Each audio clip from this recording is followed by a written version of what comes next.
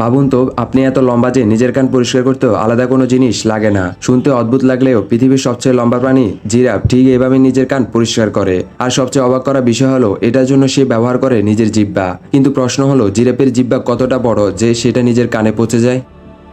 আসলে জিরাফের জিহ্বা সাধারণ প্রাণীদের মতো না, এটা প্রায় 18 থেকে 20 ইঞ্চি পর্যন্ত লম্বা হতে পারে, মানে প্রায় একটা ছোট রুলারের সমান। আর এই জিহ্বা এতটা ফ্লেক্সিবল যে জিরাফ সহজে নিজের কান, নাক, এমনকি চোখের আশেপাশেও পৌঁছে যেতে পারে। তো জিরাফ যখন নিজের শরীর পরিষ্কার করে তখন সে জিহ্বা দিয়ে কানের ভেতরে ময়লা পরিষ্কার করে নেয়। অদ্ভুত হলেও এটাই সত্যি। কিন্তু জিরাফের এই জিহ্বা শুধু কান পরিষ্কারের জন্য না, এটার পেছনে লুকিয়ে আছে আরেকটা বড় রহস্য। জিরাফ সাধারণত কাঁটাযুক্ত গাছের পাতা খায়, যে গাছের কাছে অন্য প্রাণীরা যেতেও ভয় পায়। কিন্তু জিরাফের শক্ত এবং মোটা জিহ্বা সহজে সেই কাঁটার মাঝখান থেকে পাতা টেনে বের করে আনে। আর মজার ব্যাপার হলো, জিরাফের জিহ্বার রং অনেকটা কালো বা বেগুনি হয়, কারণ বিজ্ঞানীরা মনে করেন এটা সূর্যের তীব্র আলো থেকে জিহ্বাকে রক্ষা করতে সাহায্য করে।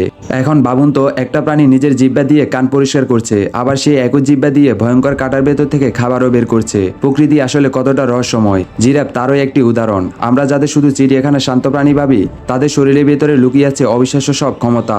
তো আজকের আগে কি আপনি জানতেন জিরাফ নিজের জিহ্বা দিয়ে নিজের কান পরিষ্কার করে? কমেন্টে জানান আপনার সবচেয়ে সারপ্রাইজিং লাগা অ্যানিমেল ফ্যাক্ট কোনটা। এমন আরো রহস্যময় ও মাইন্ড ব্লোয়িং তথ্য জানতে চ্যানেলটিকে সাবস্ক্রাইব করে রাখুন।